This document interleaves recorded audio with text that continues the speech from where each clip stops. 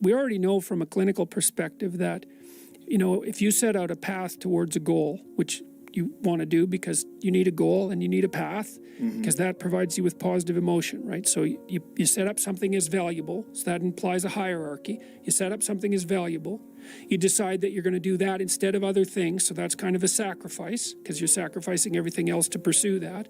And then you experience a fair bit of positive emotion and meaning as you watch yourself move towards the goal. And so the implication of that is that the better the goal, the more full and rich your experience is going to be when you pursue it. So that's one of the reasons that's one of the reasons for developing a vision and for fleshing yourself out philosophically, because you want to aim at the highest goal that you can manage. Okay, so you do that, and then what you'll find is that as you move towards the goal, there are certain things that you have to accomplish that frighten you.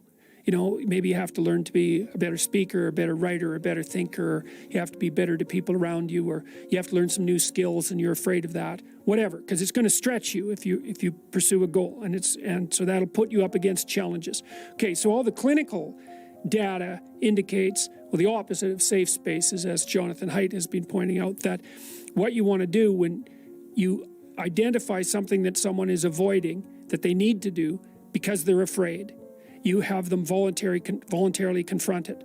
And so you break it down. What you try to do if you're a behavior therapist is you break down the thing they're avoiding into smaller and smaller pieces until you find a piece that's small enough so they'll do it. And it doesn't really matter as long as they start it. You know, then they can put the next piece on and the next piece. And what happens is they don't get less afraid exactly, they get braver. They get it's like there's more of them. And here's why. So imagine you do something new, and that's informative, right? There's information in the action, and then you can incorporate that information and turn it into a skill and turn it into a transformation of your perceptions. So there's more to you because you've tried something new. So that's one thing. But the second thing is, and there's good biological evidence for this now, that if you put yourself in a new situation, then new genes code for new proteins and build new neural structures and new nervous system structures. Same thing happens to some degree when you work out, right? Because your muscles are responding to the load, but your nervous system does that too. So you imagine that there's a lot of potential you locked in your genetic code.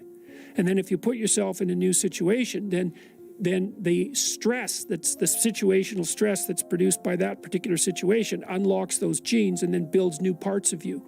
And so that's very cool, because who knows how much there is locked inside of you. Okay, so now here's the idea. So let's assume that scales as you take on heavier and heavier loads. That more and more of you get more and more informed because you're doing more and more difficult things, but more and more of you gets unlocked. And so then what that would imply is that if you got to the point where you could look at the darkest things, so that would be the abyss, right? That would be the deepest abyss. If you could look at the harshest things, like the most brutal parts of the suffering of the world and the malevolence of people and society, if you could look at that straight and directly, that would turn you on maximally. Imagine that you're like the potential composite of all the ancestral wisdom that's locked inside of you biologically. But that's not going to come out at all unless you stress yourself, unless you challenge yourself. And the bigger the challenge you take on, the more that's going to turn on. And so that as you take on a broader and broader range of challenges and you push yourself harder, then more and more of what you could be turns on. The attainment can't be the thing that drives you because it collapses the game. That's what happens when you graduate from university. It's like you're king of the mountain for one day, and then you're like surf at Starbucks for the next 5 years, you know? So, yeah. So what happens is that human beings are weird creatures because we're much more activated by having an aim and moving towards it than we are by attainment. And what that means is you have to have an aim, and that means you have to have an interpretation. And it also means that the nobler the aim, that's one way of thinking about it, the better your life. If you take people, and I've told you this, and you expose them voluntarily to things that they are avoiding and are afraid of, you know, that they know they need to overcome in order to meet their goals, their self-defined goals. If you can teach people to stand up in the face of the things they're afraid of, they get stronger.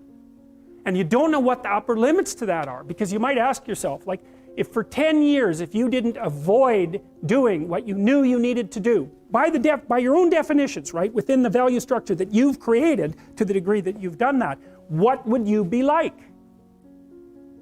Well, you know, there are remarkable people who come into the world from time to time, and there are people who do find out over decades long periods what they could be like if they were who they were, if they spoke their being forward. And they get stronger and stronger and stronger, and we don't know the limits to that. We do not know the limits to that. And so you could say, well, in part, perhaps the reason that you're suffering unbearably can be left at your feet, because you're not everything you could be, and you know it. And of course, that's a terrible thing to admit, and it's a terrible thing to consider, but there's real promise in it, right? Because it means that perhaps there's another way that you could look at the world, and another way that you could act in the world, so what it would reflect back to you would be much better than what it reflects back to you now. My experience is with people that we're probably running at about 51% of our capacity. I mean, you can think about this yourselves. I often ask undergraduates how many hours a day you waste, or how many hours a week you waste, and the classic answer is something like 4 to 6 hours a day. You know, inefficient studying, watching things on YouTube that not only do you not want to watch, that you don't even care about, that make you feel horrible about watching after you're done. That's probably 4 hours right there. You know, you think, well, that's 25 hours a week, it's 100 hours a month, that's 2.5 full work weeks, it's half a year of work weeks per year. And if your time is worth $20 an hour, which is a radical underestimate, it's probably more like 50 if you think about it in terms of deferred wages. If you're wasting 20 hours a week, you're wasting $50,000 a year. And you are doing that right now. And it's because you're young, wasting $50,000 a year is a way bigger catastrophe than it would be for me to waste it, because I'm not going to last nearly as long. And so if your life isn't everything it could be, you could ask yourself, well, what would happen if you just stopped wasting the opportunities that are in front of you? You'd be who knows how much more efficient, 10 times more efficient, 20 times more efficient. Look, if you gave people everything they wanted, they had nothing to eat but cake, and nothing to do but sit in warm pools and busy themselves with the continuation of the species. That was his lines. That the first thing they would do, well, maybe after the first week, was like go kind of half insane and smash everything up just so that something that they didn't expect would happen, so that they'd have something interesting to do.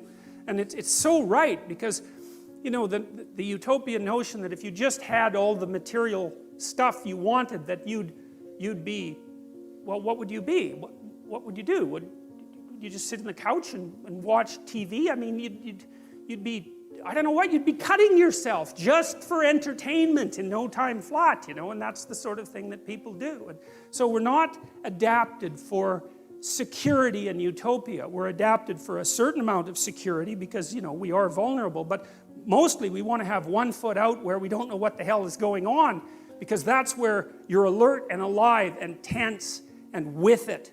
And you know, I believe this, and I believe it actually has something to do with the hemispheric structure of the physiology of your brain, is because the right hemisphere looks roughly adapted to what you don't know, and the left hemisphere, and this is an oversimplification, but a useful one, is adapted to the world that you do know, and the right place for you to be is halfway between them, because and you can tell that's what's so cool, and this tells you that this is actually reality that's manifesting itself to you.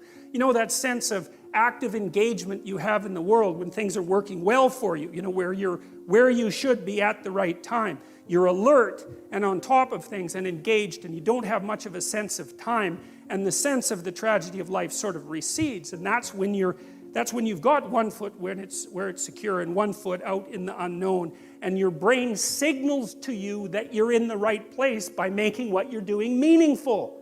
And that sense of meaning is actually a neurophysiological signal that you've got the forces of the cosmos properly balanced in your being at that moment. And that's why it feels so good. And then, well, what else could it possibly be? I mean, you know, our brain is capable of looking beyond our vision. That's what it's for. And that sense of engagement, there's no reason to assume that that's anything but a real signal. And you can reduce it. You could say, well, the problem with being where you know only is that you don't know everything. And that's going to be a problem in the future. And the problem with being where you know nothing is, that's just too much, man. Like, you know, you go into panic mode, and because anything can happen there and you can't handle it. So you got to mediate between those two things. You want to be secure enough so that your physiology isn't revving out of control, and you want to be out there in the unknown enough so that you keep updating yourself constantly, constantly, constantly. And that's the place where information flow is maximized. And you know that because that's where you are when you're having a really interesting conversation with someone, or you're gripped by a book, or you're really into a movie, or maybe something that you do as a, you know, apart from your work, or maybe even in your work, you're into it. And that's because you are in the right place at the right time, and your whole nervous system is signaling that to you. And I would say that's the sort of place that you should be all the time. Of course, you can't be because no one's perfect, but that's the recreation of paradise on earth. It's something like it because you are in the right place at the right time when that is happening.